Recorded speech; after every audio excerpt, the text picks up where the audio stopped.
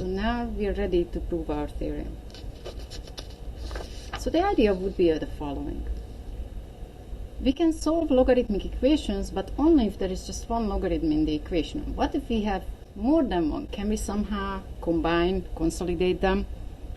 Consider the example log 2 of 8 plus log 2 of 4. Well, the first example could be something like log 2 of 12, right? Addition, addition. Log 2 of 8 plus 4, that's log 2 of 12. But that's not going to happen because log 2 of 8, we know that that's 3. Log 2 of 4, we know that that's 2, so this is 5. Log 2 of 12 is not even rational, and it's a number between, let's see, 8 and 16. It's a number between 3 and 4. So this is definitely not going to work like that. But while we're at it, 3 plus 2 is 5. Could we rewrite 5 as a base 2 logarithm? The question is, log 2 of what would be 5? Well, how about 2 to the 5? That would do. And that's the same as log 2 of 32. Log 2 of 8 plus log 2 of 4 turned out to be log 2 of 32. 3 plus 2, 5. Looks like something is going on, but it's not as straightforward as add here, add there. Let's try another one. How about log 3 of 3 plus log 3 of 9? Well, log 3 of 3 is 1. Log 3 of 9 is 2. 1 plus 2 is 3. 3 as a logarithm base 3, that would be log 3 of 3 to the third power or 27. So again, we have the same kind of pattern that log 3 of 3 plus log 3 of 9 is log 3 of 3 times 9. So the question is it true that log A of B plus log A of C is log A of BC? Of course, when we have something nice like log 2 of 8 and log 2 of 4, then it's easy to see, but many logarithms are not that pleasant. Consider first the expression log A of B times C. Better yet, let's consider A to the log A of B. Now we have a very nice logarithmic rule, that says that A to the power of log A of B is just simply B. According to that theorem, this here is just BC. Sort of a cancellation going on. Let us also consider A to the log A of B plus log A of C, but this addition is in the exponent. The whole thing is one big exponent. A is the only thing in the baseline. Well, we cannot directly apply this rule we like so much. I think I'm going to copy it here. We can't apply it because we can only apply when it's alone. So what we're going to do is recall the very first rule of exponents, which we're going to state in a strange way, sort of backwards. We usually see it this way. But now we're going to separate the sum in the exponent by a multiplication in the baseline. So we're going to have this equals to A to the log A of B times A to the log A of C. And now we can harvest. The first part is just B, the second part is just C, and in the baseline we are multiplying, so we have B times C. So what did we get? We got that A to the log A of BC equals to A to the log A of B plus log A of C. But now recall that the function f of x equals a to the x is 1 to 1, which means that if two a powers are equal to each other, the only way that's possible if the exponents are already equal. So that means that we can safely conclude our new and third rule of logarithms, which is log A of B plus log A of C is log A of B times C. Well, actually, the exact statement is that when both sides exist, log A of B plus log A of C equals to log A of BC. Let's see a few applications of this fact. Suppose we want to compute this sum, log 6 of 4 plus log 6 of 9. Well, none of them are really rational or easy to compute, but if we apply our new theorem, then we're going to get log 6 of 4 times 9, which is log 6 of 36, which is 2. Let's see another application of this new theorem. There are two equations here. We're going to start with this one.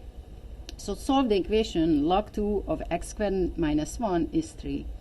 So one way to get rid of the logarithm is rephrasing the logarithmic statement into an exponential one. What to the what power is what? So 2 is the base, and this whole thing is an exponent that we need on the top of 2 to achieve the product that is x squared minus 1.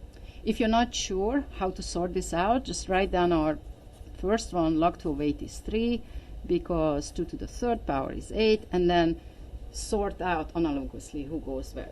Now what we have is a very simple quadratic equation, which we're going to solve. So we have two solutions, 3 and negative 3. We can check, and we should check. Clearly, it doesn't matter whether we are starting with 3 or negative 3. The square will be 9, subtract 1. That's 8. Log 2 of 8 is 3. Okay, let's solve another equation. We can no longer get rid of the logarithms by rephrasing the logarithmic statement to an exponential, because we have more than one logarithm in the expression on the left-hand side. So the first thing that we're going to want to do is consolidate it into 1. We're going to apply our newfound rule. So log 2 of x minus 1 plus log 2 of x plus 1 is the same as log 2 of x minus 1 times x plus 1. And that product is, of course, x squared minus 1. And notice that now, after one step, we are back to the equation that we have already solved. So we're going to have the same computation and arrive to the same result as x equals plus minus 3. However, if we check, well, first of all, 3 will work, right? If x is 3, log 2 of, so the left-hand side is log 2 of 3 minus 1 is 2, plus log 2 of 3 plus 1. So we're talking about 1 plus 2, which is indeed 3. But what about when x is negative 3? So when x is negative 3, then we have log 2 of x minus 1 now turns out to be negative 4. And log 2 of x plus 1 is log 2 of negative 2. Log 2 of negative 4 is undefined. So is log 2 of negative 2. And so now it starts to make sense when it says when both sides exist, then the two sides are equal. Let's look at this statement a little bit more carefully. Suppose we have b and c separately negative. Sort of what we just had. Log 2 of minus 4 plus log 2 of negative 2 equals log 2 of minus 4 times minus 2. So is this statement true? Well, log 2 of negative 4 times negative 2 is okay, because first we multiply the two negative numbers, we land on a positive number which safely has a logarithm. We can do the same on the other side. Log 2 of negative 4 is undefined, and so is log 2 of negative 2, and undefined plus undefined is never 3. It's undefined. What happens here is that the domain of this side and the domain of this side are different. The right-hand side is sort of more generous, because the right-hand side allows both b and c be negative at the same time, because they'll meet, the product is positive, which in turn has its logarithm. The left-hand side is more strict, because these logarithms, they are only defined if b and c separately are positive. So it's not enough for the product to be positive, both factors must be positive. So this expression has a smaller domain than this. This one has a larger domain. Let's first finish checking. So this here is undefined, which is not 3. So while this equation, the previous one, had two solutions, 3 and negative 3, this one has only one solution, positive 3. What made the difference? Usually checking our work is just a matter of did I make a mistake, but not always. When we moved from the sum of two logarithms to the logarithm of the product, we changed the domain. We enlarged the domain. Negative 3 works with the second line, but not with the first one.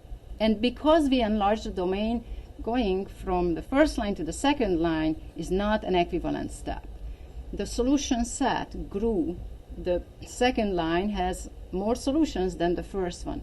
And whenever we make a non-equivalent step like that, we must check at the end.